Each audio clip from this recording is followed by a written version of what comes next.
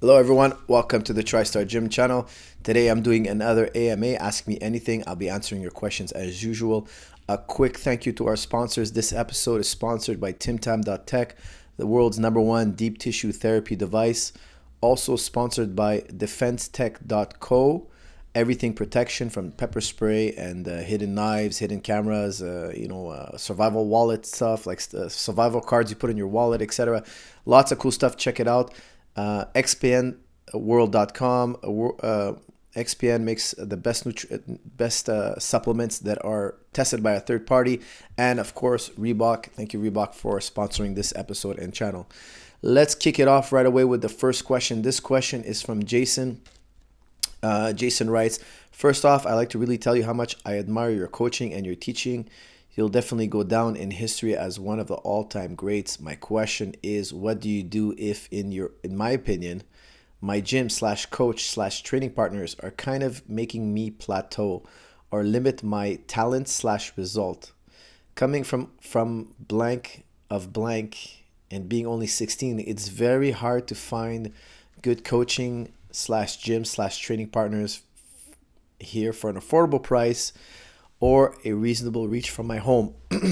I learn more from your videos than I do from the gym. I'm confident and smart enough to know that I have the potential, and I'm worried going to a relatively bad gym is going to limit me. Thank you. Now, I didn't name where you were from because you kind of I don't want you to get in trouble with your training partners in gym, so I kind of understood what you were saying.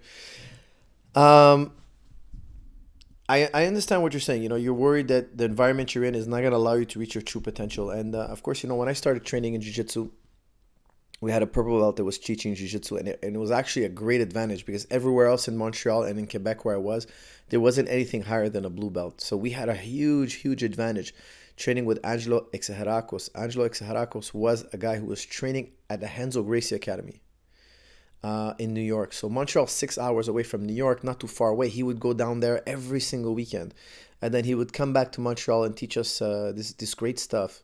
And of course, we'd go in tournaments, local tournaments, and we clean house. Why? Because we had real jiu-jitsu. We were really learning the Renzo Gracie Academy system, and we only had a purple belt to teach us, but that was more than anybody else had. We had an edge. So I understand what it's like to be in a gym with an edge. It's so important, and I see that's what you're looking for. But times were different then, because back then you didn't have anything on the internet. Really, the internet was really dead when it came to jiu-jitsu. It was still a very unknown sport. I'm talking about early on here, year 2000, and nowadays, if you're looking for info, I mean, not only can you watch my channel, I give you guys away moves for free. By the way, my next video should be a technical video again, so I'll probably be putting up a nice technique in the next video. I've been traveling, so I haven't had time to film. That's why I'm doing another AMA. But today you have so many resources online, so just kind of shop around, get a DVD, etc. I used to buy every DVD under the sun or a cassette, etc. When I was coming up, even though I was training with a purple belt, I used to buy every DVD. I mean, every dollar I saved, every dollar I made, I saved it for martial arts. So Jason, my instructor, the purple belt I was telling you about, Angelo Exarchopoulos, only trained us for about 2 years, 2 3 years. Then he had to take a hiatus. So I was a blue belt, and he wasn't around very often. What did we do? What did we do? Well, we started traveling to New York. We started saying, look, we got to keep it going. And I had a great disadvantage, right? Because I became the instructor then. I was a blue belt, and I was the head instructor at the TriStar gym. Think about that. I had nobody to tell me what to do. But luckily, George was going to New York. I was going to New York. We were traveling. I was doing seminars. I mean, I did every seminar. Like so many guys that were in UFC giving some. I would drive down wherever it was, whatever it cost. I would save up all my money. I'd spend my summers in Thailand. I used to save $100 a week at least just for my Thailand trip. I mean, I used to live dirt poor because I used to spend all my money on private lessons, training, etc. And I wanted it that badly. I really wanted it that badly. And, today I think I've accumulated a lot of knowledge, and I still travel and I still do seminars and I still go and learn. It never ends. So you're thinking that you're putting the power in the hands of your gym. You shouldn't do that. You should put that in your own hands. What can you do to keep growing? And it's going to take some suffering. It's going to take some sacrifice, Um, I know it's very expensive. It's very expensive. But me, I always look at it like this. Whenever I'm spending money on learning, and that money is it's gonna pay me back 1,000 times over. It's gonna pay me back 1,000 times over. Whenever you can improve yourself, instead of buying a car or fancy clothes, invest in your head. Any type of knowledge that goes in your head, it'll pay you back tenfold, tenfold. And now I have people coming from all over the world to train with me. And that's something I didn't think necessarily was ever going to happen. It wasn't really my goal. I was just extremely, extremely curious. And I wanted to learn more and more, and I never could learn enough. And every time I learned something, I just feel great. It was a very intrinsic value. It was a great feeling.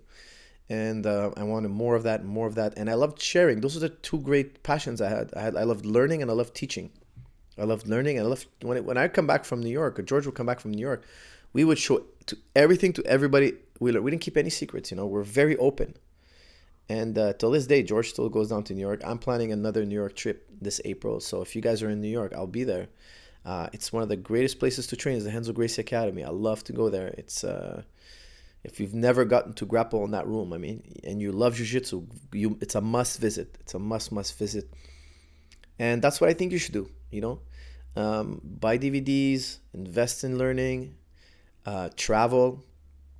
I don't care if you have to drive it and you're 16, you might have to take a bus, but do it, go on a weekend trip.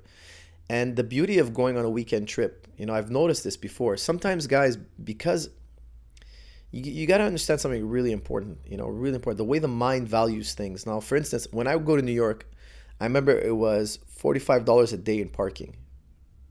And it was $45 American in parking and the food. And it was $45 a day just to walk in the Renzo Gracie Academy. So, it was everything I had. When I learned, 30, 40 techniques that weekend, those 30, 40 techniques were like, I don't know, it was like food for me. I was so grateful for them. I wrote them down. I knew them by heart. Like when I was watching the technique, because I spent so much time and energy getting there, and when they were showing me stuff, I was like, I was like, I don't know how to explain it. I was really, really, really focused. And when I would come back home and I would just teach it to guys for free, it was like, that's nice, whatever. They didn't have that same hunger. They were like, oh yeah, that's cool. Thanks for showing it to me, whatever. And didn't think about it again. Whereas I was like driving back 6 hours and just meditating on what I learned. It was such a big deal. I put so much sacrifice. And I think that a lot of times when guys, let's say they work with a great instructor, they take him for granted. They think everybody else is learning that kind of stuff. People take you for granted and they think that you show them a pearl and they think it's just some regular technique. Whereas when you're starving, when you're hungry for technique and you visit a great master, he gives you a pearl, you actually see that pearl as what it is. You see it as a pearl. And, it's like being in a place where food is abundant, and somebody hands you a steak and you're like, I don't want any. But you put a steak in front of somebody who's hungry or starving, he's gonna enjoy it a lot more. And I think there's an edge there. There's an edge because when you go in the practice room, you're far. There's a mental edge. There's an alertness, and I think that helped me a lot, and it helped George a lot, and it helped a lot of fighters that travel from abroad. We got a dorms at TriStar. And people travel from abroad, and you see that hunger. They've come from abroad. They've left their family. They're here. They're dead serious about learning. They're dead serious. And so when you show them something, they're so grateful. And they have that hunger. So, Jason, if you have that hunger, you'll find it. Not only is there plenty of stuff online, DVDs you could buy, downloads or whatever. So you can learn. The knowledge is there. Are you going to take the time to study it? And to travel, go find those great clubs. And then when I would come back to TriStar, that's helped elevate the club. George helped elevate the club. Or traveling, or learning, or doing seminars. The club getting stronger and stronger. And build your club. Build your buddies. Build your friends. Take a buddy with you. And see the guys who are really hungry and drill with them extra. Hey, do you want to come in early and drill extra? Do you want to stay in late after class and drill extra? Review these techniques. Build, Jason. Don't expect other people to build you. You got to build. So you're either going to build yourself and build those around you, or you're going to wait for somebody to build you.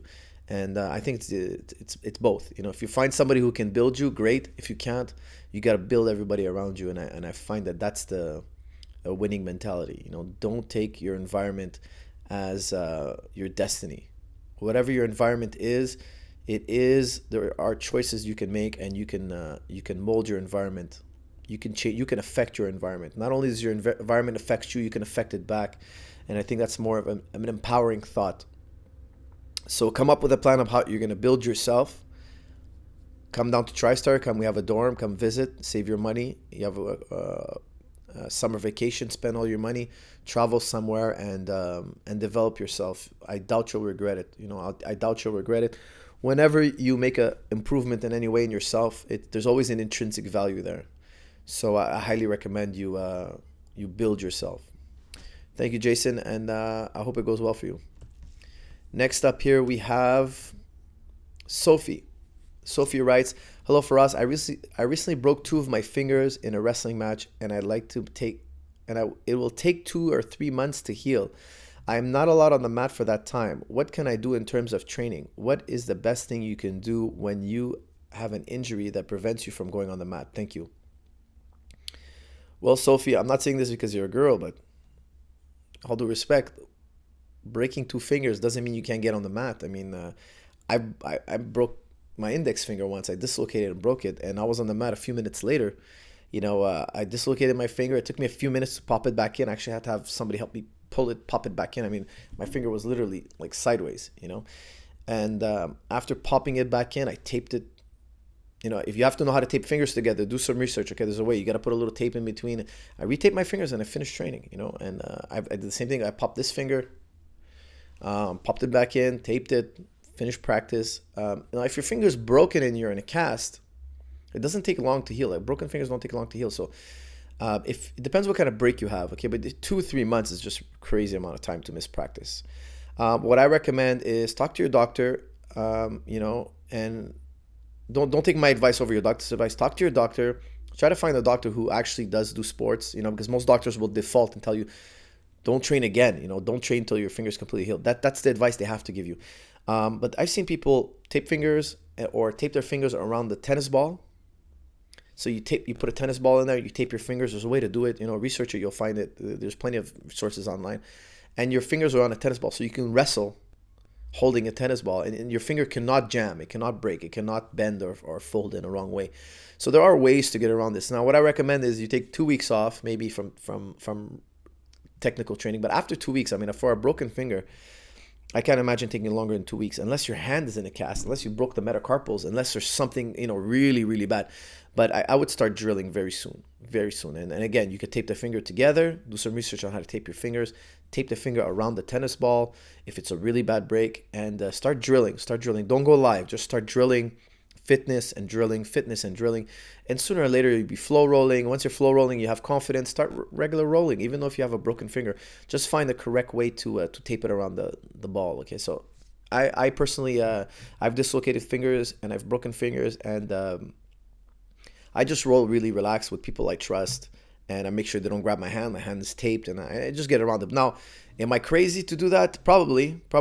It depends how committed you are to your art, to your craft. You're a wrestler, so you just wrestle with people who are not going to grab your hand. And if you can't, the next best thing is just drilling. And there's loads of wrestling drills. I don't have to tell you. As a wrestler, you should know many. But there's nothing other than drilling and wrestling that's really going to make you better. Now, fitness is also great. You might want to do some leg exercises. You might want to get your fitness routine a little tighter if you can't get on the mat. But my advice to you, Sophie, is find a way to get around it. Most people stop when they get injured. But you're always going to have something. So you might as well take the whole year off. It's just work around your injuries. Work around them. If it's not a spinal injury, if it's not neck and back, don't worry about it. Fingers they're very resilient. They will heal. It's a lot of pain, if you break it again or whatnot, but your fingers will be fine. Your fingers should be fine. Again, talk to your doctor. Don't take my medical advice here, but that's what I would do. If you're asking me what I would do, that's what I have done, and that's what I would do in the future. I'm not trying to give you medical advice. That's just what I would do for myself personally. Okay, next question here is from Alejandro. Let me check the time here. Okay, we're doing good. My name is Alejandro, and I train at SBG Gym in Ireland. I moved here to train full-time. However, I find that I'm getting frustrated because I'm training about 10 hours a week and not making any progress. I keep on forgetting techniques and growing more and more frustrated. My question is, am I doing too much? How much should I train to be a pro without getting to the point of diminishing returns without overtraining and injuries? Thanks, coach. Well, Alejandro, let me just say, I've had that frustration before. where I don't know if I'm training too little or too much. Okay, so now I'm going to explain to you how to juggle that. And you might want to think about this. You know, it's not something you're going to hear one time and totally understand it. Just try to think about it. Now, there's two things you can do to your game, okay, your routine or your game. You can bottleneck it. Now, what's bottlenecking? Bottlenecking is, bottlenecking means there's not enough variety in your game. So the paradox is, should I train the same techniques every single day till they're perfect? You know, that old saying from Bruce Lee, I'm not scared of the person who did practice 10,000 kicks. I'm worried about the person who practiced one kick 10,000 times. Now, there's some truth to both practices. Okay, so for instance, should I practice one move that I know it so well that nobody can beat me, like that move I have it perfect, or should I do thousands of moves, okay, hundreds of moves that have so much variety people don't know what I'm going to do? I'm unpredictable. But if you do a lot of moves, you're giving up your expertise in those moves, right? So the more you spread yourself thin, the less you're going to master the game, and the more you spread yourself narrow, the less you're going to have in variety, but the more you're going to have in skill. So if your game is very limited, so let's say you're really good at armbar, triangle, and omoplata. Let's say you got those 3 basic moves down pat. You can do them in your sleep, you know. You can eventually bottleneck because of the lack of variety. People will start to catch on to your game. Like for instance, if you're fighting a guy like Paul Harris, he's somebody I would say is bottlenecking his game. Why? Because if you get away from his leg locks, if you don't let him bring you down to the game, to his ground game, in his particular situation, he's dead in the water. So if he can't play his game, if you understand how to shut down his leg lock entries, he's dead in the water. Now you look at a guy like GSP, for instance. He has so much variety. He could strike, he can kick, he can punch, he can clinch, he could take you down, and if he gets on top of you on the ground, you're dead. Like he can pass, and he can only ground. He has so much variety. Now, which one do you want to have? Do you want to be a jack of all trades, or do you want to be a specialist? Now, what I believe is there's if you go too far, too fast on one end, you're gonna shoot yourself in the foot. Okay, so here's where you got to wrap your mind around what I'm going to say. Do you want to be a well-rounded fighter or a complete fighter? A well-rounded fighter is a jack of all trades. He's good in everywhere, but he's not great anywhere. A complete fighter, he's amazing at everything. That's the ultimate goal. He's amazing at everything. Now, a specialized fighter is like a Paul Harris. He's a leg lock guy. If he gets you in his leg lock world, you're in a lot of trouble. He's very good with leg lock. Even if you're a world champion in jiu-jitsu, he's so good. He leg locked, a lot of guys in Abu Dhabi, and one world champion in jiu-jitsu. He leg locked a guy he's an MMA fighter who went in the jiu-jitsu world and leg locked a world champion. Okay? He leg locked a guy in his own game. So that's how specific he is. Now, what I believe is you should start with a handful of techniques, get really good at those. And there's a point where those techniques, drilling them anymore is nonsensical because you could do them in your sleep. It's just your armbar won't get any faster. Now, of course, if you don't drill them, they'll rust a little bit. But then if you drill them for a week, they're back up to as high as they're ever going to go. That's called like you just fine-tuning your game a little, But you'll know when this group of moves, you know them well. Let's say you have 5 moves, okay? You have 5 moves. You're drilling them every day. At one point, you're doing them in your sleep. And it's boring to drill. That's a great indicator. When I'm bored of drilling these moves, that I must know them really well. That's when I'll add a few other moves. So I don't want to bottleneck myself, and I don't want to become a jack of all trades. I won't go into another cluster of moves. I like training people in clusters of moves.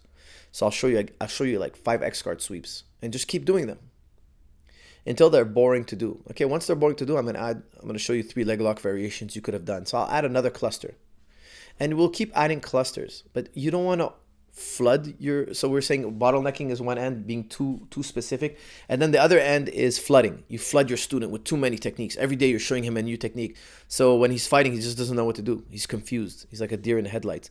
The trick is to add one technique at the right rate, so that way he's not bottlenecked and he's not flooded. Now, how much can you digest? If you're training 10 hours a day and you feel like you're not progressing, it's probably because you're flooded. So what I would do is, whatever you learned on Monday, practice it again on Tuesday. Whatever you practice on Monday, practice it on Wednesday, until you feel bored, until you're drilling it and you're super fast. You have a speed. Okay, so let's say I'm doing a pass, and then all of a sudden I'm doing it really fast. Like my coordination is really high, and I could do it really quickly. I have a technical speed. I'm not rushing through it. It's not jerky. It's smooth and fast. So I started slow, and now it's smooth and fast, and now I'm hitting it in practice. Okay, I know that move. I really know it well. Now, if I feel, it's a judgment call. You're gonna have to experiment with your comfort. I'm gonna add another combination, and that complements it. I'm gonna build. So it's about building. It's not about trying to learn everything at once, and it's not about being so narrow-minded that you only focus on. Okay, I'm only gonna do guillotine because guillotine worked for me in the last 3 matches, and I'm a guillotine freak, and da, da, da. And then the guy's gonna say, "Look, avoid this guy's guillotine like the plague," and he's got nothing else. So I highly recommend that you slowly digest the techniques and only move forward to a new cluster of techniques once you have a technical speed. You know it. It's boring to you. You feel confident that you know the move. You're hitting them in practice. Now it's time to put that at rest and add another cluster. Now I do this all the time. I'm very interested in drilling the same techniques over and over again until I feel they're in the bank. They're in the bank. Now I'll get bored if I keep drilling them. So that's how I know. I'm bored of that. That one I know. Don't worry. Show me something else. And sometimes you have an instructor who's going to show you something different every day. Don't worry about that. Let the instructor show you it. After practice or before practice, come in early and drill your game. Do a little bit of, your stuff. Do it after practice. Do it, on a different day, or call somebody. Hey, do you want to drill at this time when there's no class? Just find a time to drill what you like to drill, what you feel. Take control of your game a little bit. Take control of your style that you're developing. And just add one cluster at a time. Don't disrespect your trainer by walking in the gym and if he's showing armbar, don't start drilling your triangle game. Don't start doing that. It's really disrespectful. It's kind of like you're taking, you're rebelling against your teacher. Let your teacher do his thing. Let him drill. Let him show the class. Do his drill. Be open-minded. Memorize it for another day. Write it down. Note it down. And then after practice, I like to drill after practice. So after everybody's done rolling, I grab a guy and say, hey, do you want to drill this and that? There's always a guy who wants to drill a little more, and just spend 5-10 minutes drilling something, something that you feel you need to work on. And that'll take away all this frustration that you're not getting any better. If you drill something every day, I guarantee you will get better at that one thing. So be wise on what you choose. And when that one thing you're drilling every day gets boring, move on to another cluster. Okay. So that's my advice to you, Alejandro. I hope it helps. This one is from Jaden. Jaden asks, hey coach, I'm 18. I used to train in Taekwondo and boxing years ago, but I wanted to start up again because of my love for MMA, and I would like to be in better shape. Do you have any tips on what I should be doing to prepare myself for that kind of training, exercise, dieting, etc.? P.S. Your videos are a large reason of this resurgence. Keep up the great work. Well, thank you, Jaden. I'm happy to hear you're getting back in shape.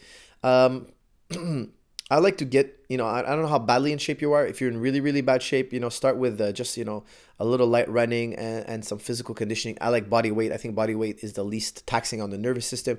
But if you're not in horrible shape, if you're not 25 pounds over or anything like that, start with boxing. Start with what you know. You started in Taekwondo and boxing, start with that. You know that already. Go through your boxing and Taekwondo routine. Go there, hit the bag. Do a little bit, do your traditional warm-ups. Do what your body used to do. And then slowly add the grappling and wrestling. Because obviously if you started in Taekwondo and boxing, you can kind of, if you're experienced in that, you can kind of fine tune your game. What you really need to learn is your wrestling and jiu-jitsu. So start adding jiu-jitsu classes, complement your game. Now, my opinion is don't go full MMA, maintain your striking game maybe once or twice a week. And then the rest of the week, do a lot of jiu-jitsu and wrestling, get to blue belt, get to purple belt, and then start doing MMA, and if you're really eager to do MMA sparring once a week, and then do the rest of the week jiu-jitsu. Do rest of the week jiu-jitsu with maybe one session of striking. If you're an experienced striker, like you say, do your own training for striking, but make sure you do a lot of emphasis on jiu-jitsu and wrestling. And I'll tell you why, because the more confident you are in your jiu-jitsu and wrestling, the more you're going to be able to let your striking go. And if you learn striking at a young age, and you know it intuitively, you can kind of coach yourself, And of course, there'll always be improvement in striking necessary that you'll want to make it. So there'll be a time in your career where you'll be like, okay, I'm going to do less grappling now, and I'm going to do more striking. But get a good firm hold of striking and embed yourself in the training program you have at the gym. Get to your blue belt as fast as you can. That's my opinion too. Do your striking 1 or 2 times a week and get to that blue belt ASAP. Get to that blue belt ASAP, even purple belt. I really think purple belt is that level, And then you can maybe kind of flip it around for a while and do more striking and less jiu-jitsu. But I find guys who don't really immerse themselves in jiu-jitsu, when they go into MMA and they have a background in striking, they're very tentative when they throw because they don't want to get taken down, and then getting back to their feet is a nightmare, and they just get really tentative. If you want to let those strikes fly, you got to be a little bit, you got to be more confident in your grappling and wrestling. That your striking and wrestling really, your striking really depends on your ability to defend the takedown and get back up to your feet, or sweep if you do get taken to the ground. Because a lot of strikers that don't know the ground, they feel like they're drowning when they're on the ground. Even if they do get back up to their feet, they're drained. So get over your fears, face that fear, face that weakness, I should say. Face that weakness head on, immerse yourself in jiu-jitsu for a bit, and that'll help complement the game that you've been cultivating from a young age. All right, last question right here is from Ryan Graham. Who is your favorite old school UFC fighter? Let's say pre-UFC 30. Many thanks. Keep up the great work, Ryan. Thank you, Ryan, for your question. My favorite pre-30 UFC. Well, I have to say the number one, my favorite fighter in the early days was Royce Gracie. He's the guy who inspired me to learn jiu-jitsu. When I saw the first commercial for UFC 2, I hadn't seen UFC 1. UFC 1 happened and I had no idea that it did. And when I saw the preview for UFC 2, it totally blew my mind because they raised Royce Gracie as the champion of UFC 1. They were saying, look, this is the guy who won UFC 1. We're having UFC 2. And they were showing highlights of UFC 1. And it totally blew my mind that there was the small guy, this little skinny, scrawny. He was tall, but he wasn't muscular like the other guys. He wasn't a freak like the other guys. He wasn't a genetic or athletic freak. And that guy was the winner. I couldn't believe it. I was like, I have to see this fight. I can't believe. I mean, I think a lot of us thought that. And when the UFC 2 was coming about, like when I was saying the previews to the fight, I thought Royce Gracie was going to get his ass kicked. I don't know how he won the first one, but he ain't beating this guy. He ain't beating and every time he would win, and I was loving it. Don't get me wrong. I didn't think he was going to win, but I wanted him to win. I really, really wanted him to win. And when he did, it just like, pow, my mind just like... My favorite sport at the time was football. But all of a sudden now it's all about Brazilian Jiu-Jitsu. I wanted to learn Brazilian Jiu-Jitsu. I was obsessed with Brazilian Jiu-Jitsu. I'd go and I'd buy all the magazines that Royce Gracie was interviewed in, etc. I'd just read the articles over and over again. I was like, who is this guy? How could he beat these guys? Now, of course, I was bullied. GSP was bullied. That's why a lot of guys who were bullied, we want to learn martial arts because we want to learn to defend ourselves. And this guy was like doing it. So there's no way that anybody had more impact on me than Royce early on. Like Royce was just like... It was just unbelievable. Then after that, I really liked Marco Ruas. Marco Ruas, king of the streets, because he was so well-rounded. When he beat Paul Varlins with leg kicks, and again, he would win with chokes and kicks, and he would come out with that sign. If you kick and punch, I'll grapple you. If you grapple, I'm paraphrasing here. If you grapple, I'll kick and punch. Like you can't beat me. I was like, man, this guy's unbelievable. He can not only do what Royce does, but he was the next level, and he really influenced us at TriStar. I really think. Actually, I wasn't even training at TriStar there, but when I started training at TriStar, I found the jiu-jitsu group finally because there was really nothing in Montreal. I was looking for 2 years for jiu-jitsu until I finally found Angelo Exaracos, a pro belt from Renzo Gracie, who was teaching jiu-jitsu. It was just Marco Ruas was just like the next evolution and stuff. And when he beat Paul Varlins with those leg kicks, it was like unbelievable. It was like, no, it was not possible. It was not possible that he did that, but yet it was happening, and it happened. And Muay Thai is just because don't forget, Royce Gracie was convincing us that Muay Thai sucks. Now, again, you'd see Muay Thai guys kick ass. Yes, there was plenty of evidence. But now when they fought a wrestler or grappler, so we're like, hey, striking doesn't work. Again, we didn't know. We weren't sure. And then Marco Ruas came along and said, look, guys, striking and jiu-jitsu kick ass. The only thing that beats jiu-jitsu is jiu-jitsu mixed with something else. If you mix wrestling with jiu-jitsu, that's at least how I was thinking. If jiu-jitsu is the best, but if you mix it with something else, it's even better than jiu-jitsu. And Marco Ruas had a huge influence on me. Huge, because I was reading a lot of the Gracie stuff, and they were just like grappling. And then Marco Ruas came along and just kind of opened another door. So again, these guys, there were so many great guys out there. There was just so many great names. But those two, if I had to say, those two were my biggest influence. All right, guys, thank you very much. Always like, share, and comment, and I will see you in the next episode. Thank you.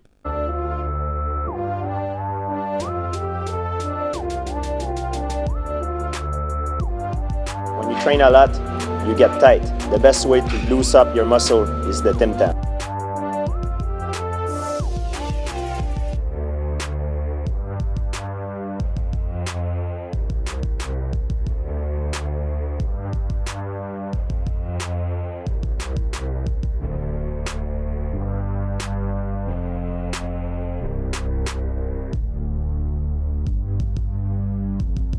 Bonjour, mon nom est Marc-Élie Toussaint, je suis entraîneur de sprint depuis 23 ans.